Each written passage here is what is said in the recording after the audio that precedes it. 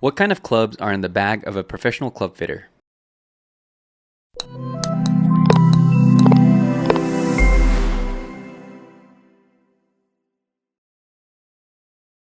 Hey, and welcome to What's in Your Bag Golf. This is Jalen. Make sure to check out the video published on February 11th for a chance to enter that giveaway. All of those giveaway details are in that video, so go visit that video and make sure to enter the giveaway before April 1st is when it ends. Today we're up in Parkville, Missouri with a company called Imperial Golf. I got connected with them through Instagram. I had a lot of people reach out and recommend them to me. And so they're a place where you can rent bays, you can have a fitting. Make sure to check out their podcast that I've linked below. Brandon is a fitter at Imperial Golf. Check out the stuff that he plays. And as always, stay until the end of the video to find out my favorite part of the bag. Today we're here at Imperial Golf here in Parkville, Missouri with Brandon. You're a new instructor here, or newer, right? Right, been here 5 months now. Okay. Really trying to expand kind of our fitting space as well here. Yeah. Do a lot of custom club fitting. So we just got Callaway on board. We've had Mizuno for a few years now, and then we just got a contract with Ping as well. So okay. we're going to have all the new G430 stuff in here and all their irons as well. Yeah, what does it take to get a contract? Is it basically just talking to like a rep from a brand? Yeah, it's talking to a rep. Then you have to kind of put in an application with most companies, and then they can either approve or deny based on what they think your sales volume will be like, or you know, kind of what you'll be as a client. Yeah. They kind of pick and choose who they want to work with. A lot of times they just want to work with country clubs and maybe some larger retailers that can do more volume. Got it. But the popularity of the fitting space has really come up in the last few years. Yeah. And a lot of people kind of want more of that tour van fitting experience, which we really try and deliver here. You know, it's not just, here, try these couple shafts. All right, this one was better. All right, go buy a set. Yeah, You know, we spend time, get to know your swing, your game, and make sure we can really get the best equipment for you. And basically all new equipment for you is to eliminate that as an excuse in your golf game as to why you might not be performing as well as you want to on the course. But yeah, we fit it to your game, your swing, and just make sure you can get the best performance out of your equipment possible. What are some misconceptions people have about fitting that you kind of find? Misconceptions about fitting?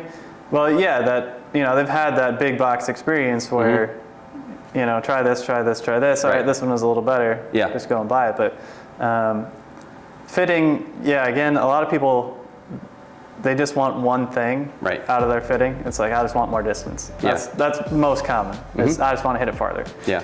Well, hitting it farther isn't going to mean lower scores. Right. And a lot of times it might mean worse scores. Because you get in trouble or something like that. Because you get in trouble, You hit it farther, well, you're now just 10 yards deeper in the trees. And they don't think about being able to have more control in their set and more consistency. That's going to give you better scores more often. So, you know, a lot of these companies, they'll have really strong lofts, kind of reduce spin rate just to give you more ball flight, more distance. Well, if you're getting 3,500 RPMs of spin on a 7-iron, that's not going to stop on the green. And you're going to end up in the rough or in a bunker, and then you're just going to get in more trouble. So fitting really is just trying to get you in the optimal height launch of the ball at the proper spin rate, so you can have the most control, be most consistent, and hopefully shoot better scores. So you're seeing it from a more holistic standpoint, basically. Exactly. Okay. Well, let's get to your bag. So you've been, first, how long have you been playing? I've been swinging a golf club since I was 2 years old. 2 years old. So 29 years. 29 years. Okay.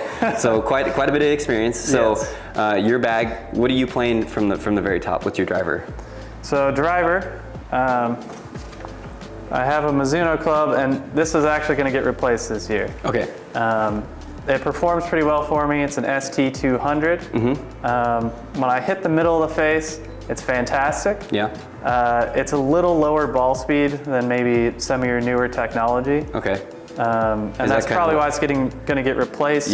And off-center strikes, the forgiveness isn't there. Okay, so it's punishing off. It's punishing. Heel shots, spin rate spikes about 1,000 RPMs. Toe shots, I lose about 1,000 RPMs. Oh, okay. So I have to be able to hit the middle of the face, which I can do most of the time. And it goes pretty straight overall. Okay. So it doesn't have a whole lot of side spin one way or the other.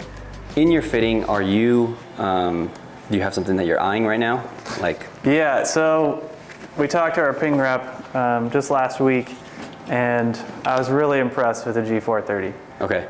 I was getting really good ball speed, but their primary focus was actually forgiveness, and it was very forgiving. Toe strikes, heel strikes, almost saw no difference in spin rates, even low or high on the face, very consistent across the board, and ball speed stayed pretty significant even on off-center strikes. Would you be gravitating towards like the LST, or are you kind of? Yeah, so I do like the LST, really love, it's a much smaller head, so it's only 440 cc's instead of the 460, which is the maximum allowed size that pretty much everybody out there is going to. So yeah, it just had a better profile. Just love the shape of it, love the feel, and the performance is great. Or I could also go with the Callaway Paradigm. We have all that new stuff in here. But again, the forgiveness isn't quite as good on the Paradigm, and the spin rates, I had trouble getting the spin high enough. Yeah. Because it's such a low spin, low launching. So I think the Ping had better performance, and then we're going to get the new Mizuno drivers in here as well. Okay. I've yet to actually test those or touch them yet. So we'll see how those you'll check it out when they come in. Exactly, yeah. Yeah, very cool. Mizuno, all the tour players this year had been playing other drivers. Well, they all switched to Mizuno, the new Mizuno driver this year. So that's pretty telling that their driver performance has really increased in the last couple of years. How far are you hitting your driver out there? Typically on a good shot, it's going to be around 290 to 300. Okay. Poor strikes go down to about 260, 270, but pretty consistently hitting it about 300 yards. Yeah, that's great.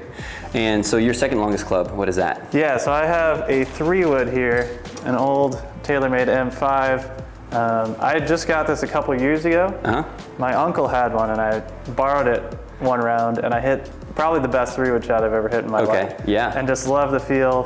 Performance is great, and I have it adjusted up to 16 degrees. So it's basically between a 3 and a 5. It's like a 4-wood. 4-wood. Yeah. More like a 3.5. Okay. It's not quite a 4-wood, but yeah, I have the 10 size shafts there, 65 gram stiff. This will also be replaced. Okay. Really have trouble with TaylorMade clubs. They just draw a lot. They have them set to a little bit of draw bias typically. And I've been able to control it for a while, but I'm just getting my swing to a point where I draw it naturally. And so this just amplifies that, and sometimes it's tough to control. So again, probably looking at the Ping G430. Okay. The hybrids and fairway woods are also. So you have maybe matching driver fairway depending on how the Mizuno tests out and everything. Exactly. Yeah. And what shaft is in that Mizuno? Yeah, so the Mizuno driver here just have a Diamana 60 gram stiff. It's the Mitsubishi Chemical.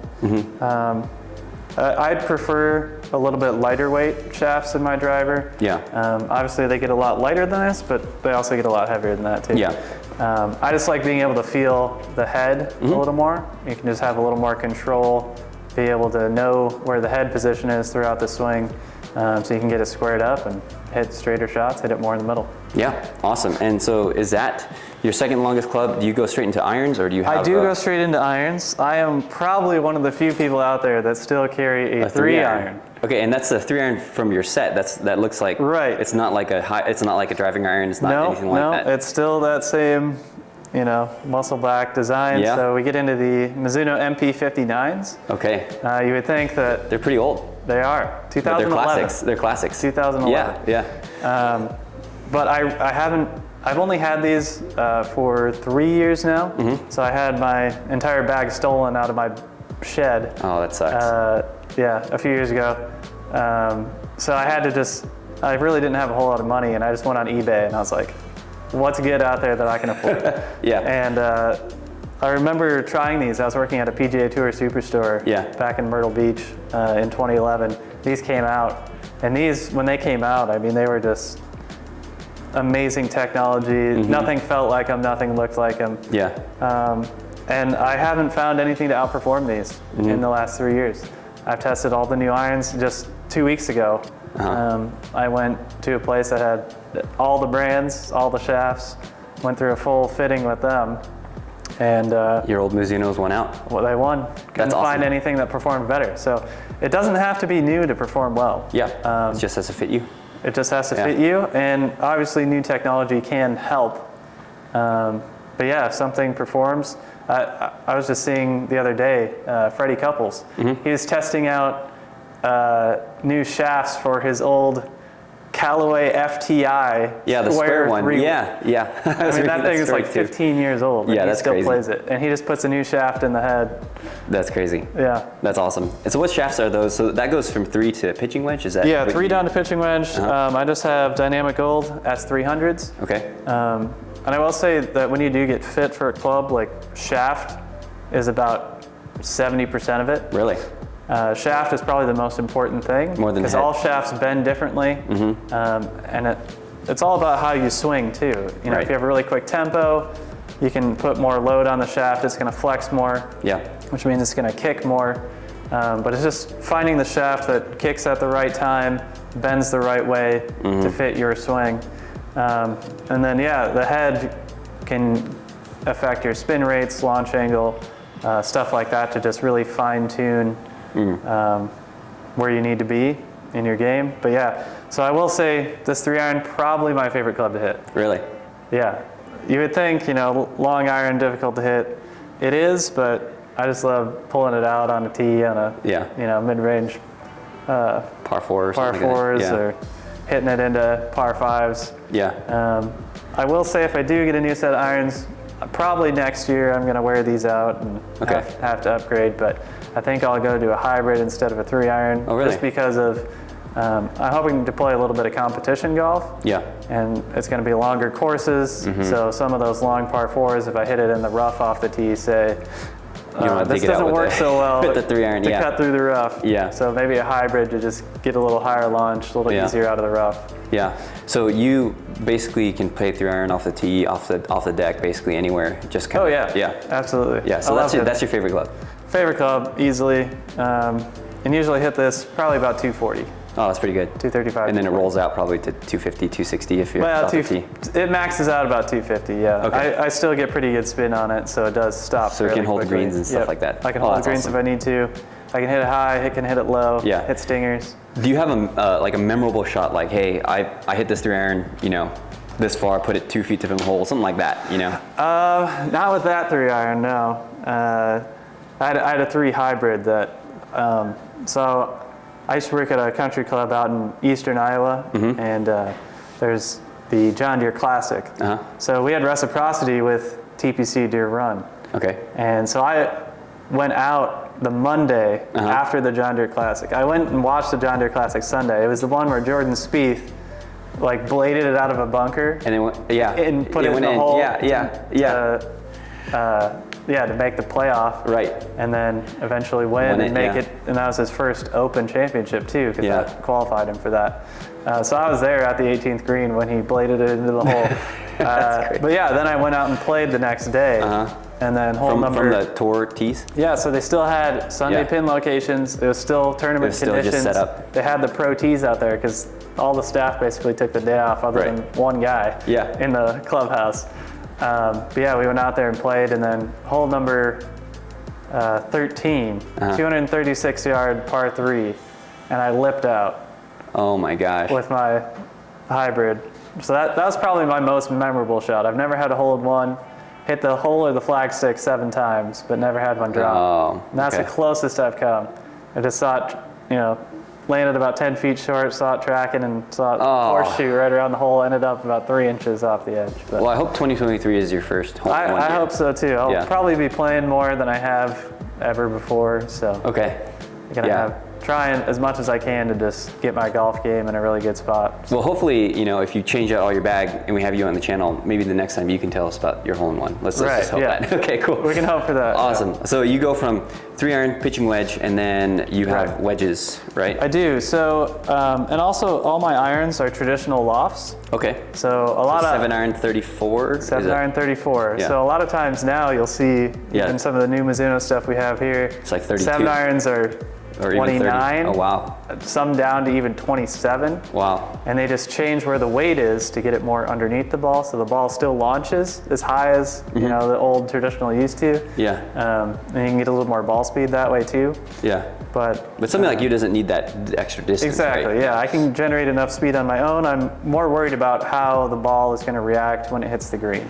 So I'm worried about launch angle, descent angle, so how steep it comes in and how much spin it has when it hits the green. Yeah. So yeah, and my 5-iron is 28 degrees, and that's pretty common to see on a 7-iron nowadays. Yeah, yeah, it's like 2 clubs up almost. Exactly. So Wow. my pitching wedge ends up being 48 degrees. Okay, so And that's then like a modern gap wedge. Modern basically. gap wedge. And then I have 3 wedges on top of that. So I have my gap wedge, which is 52, Yeah. 56, and then 60. And these are MPT5s. Again, another Mizuno classic from about Yeah, a while ago. 5 years ago. Yeah. Are they? What did they just release this last year? I know they had like those black wedges. Yeah, we have one here. Oh, that's a JPX, but yeah, they had the black ones. I think it's a T22. Yeah, it was Right. something like that, where they had like the really high toe or something like that. Yep. Kind of copied the Yeah, the TaylorMade calibrate, a little yeah. bit, but I think Mizuno actually had it first in an older wedge. Yeah. But Yeah. Anyways. Yeah. So T5s, are those grooves like almost hanging in there? Are they like you? yeah, we're starting to get some wear on there. You can see a little bit of browning on the Sure. starting to happen. Because yeah, I do a Use lot of them all. short game practice, so Yeah. I use these probably the most of any club in my bag. But yeah, these will be getting replaced this year Okay. for sure. And are you looking for Mizuno wedges? Are you looking for any type of particular type set of wedge, or are you just kind of whatever fits I'm you? probably just going to go with the same gapping. You know, a good 4 degrees between each one. Yeah. And gives me all the shots I need to play around the green, 100 yards and in. Yeah. Or 120 yards and in. That's about what I hit that 52. So, and then I will be changing kind of the bounce and the grind on them. So these, again, I bought used on eBay, and they came as a set, so I didn't really have a choice in that because it's all I could afford at the time. Because yeah, like my 56 degree here, my sand wedge, I actually can't really use it in the bunker very well because it has 14 degrees of bounce. Yeah. So I have a tendency to actually hit the sand and then it bounces up into the ball and kind of blade it a little. And just with my swing is really shallow. Okay. So I need. So that you need less bounce? I need less bounce. Okay. Because I already don't have a tendency to dig in or catch anything fat. And if anything, I catch it a little thin. Yeah. So that really sweeping motion, yeah, just really need to reduce bounce so I can get better turf interaction. But yeah, these will definitely be replaced. Yeah, the grooves are kind of falling apart. They're getting pretty beat up. So Yeah. about time to move on from those. Very cool. And then I thought I was going to replace this year. The Odyssey O-Works. This is called the Marksman. Yeah. This may be the only club I've ever actually purchased brand new. Okay. Which most of this was a Christmas present or a birthday present. They paid for most of it. I paid for a little bit of it. Was that up in Minnesota? Did you get it up there, or? Did you Yeah. get it? Oh, I actually got it in Chicago. Oh, okay. I was at my grandparents' house out there. Yeah. And went to the PGA Tour Superstore and Picked that up. Schaumburg. Got this. How long has that been in the bag? This is a club I had the longest because I had actually been practicing putting when my bag got stolen, so this wasn't in there. So I've had this for about 5 years now, I believe. Okay. And I thought I was going to replace this year, but I played 2 weeks ago and made a 30-footer and a 60-footer in the same 9 holes. So Yeah, hard to I think it replace might them. stay in the bag for a little bit. We'll see how it goes the rest of the Okay. season. Sweet. But I do like the really short neck on it. You know, most putters you see, they're going to have that really A longer long, plumber's neck or almost like the something like that. Anzer style neck. I do need to put a new grip on it. It is getting a little worn, and this grip is fairly soft, so I feel like I have to add a little more grip pressure just to control the head of the club. So maybe a bigger grip? So I don't know if I'll go bigger, but I just want a firmer rubber on it, so I can just have a little more control, a little better interaction with less grip pressure. Yeah. I can have less tension in my arms, just have a better overall stroke. But yeah, it's been it's been a great putter for a while. That's something traditionally I've not been good at, is putting. So it's nice to get this, and again, it's fairly faced balance, so just really easy to control direction, and then learn to control distance. And it's really been good on short putts, 5 feet and in. Been making a lot more. So that was something I kind of lacked for a while, was those 5 footers. But yeah, really awesome, man. Really liking it. Yeah. So tell us a little bit about your bag. It's this pretty striking bag, you know. Right. This was a gift this year, actually. Okay. Partly from the Mizuno rep, partly from John here, who owns Imperial Golf.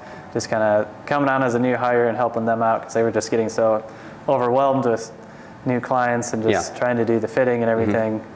So yeah, it was really generous of them to do that. And obviously got the Mizuno Roadrunner on there.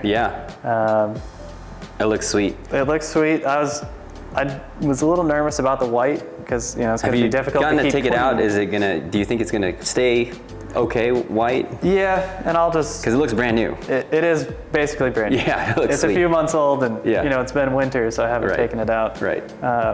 But I think using a little Mr. Clean Magic Eraser on there every now and again, it'll keep it pretty shiny. So I'm not too worried about it. Do you play a certain ball? I do. I have typically been playing the Pro V1 and Pro V1X. Okay. So yeah, I got some dirt on it. This one apparently has a logo.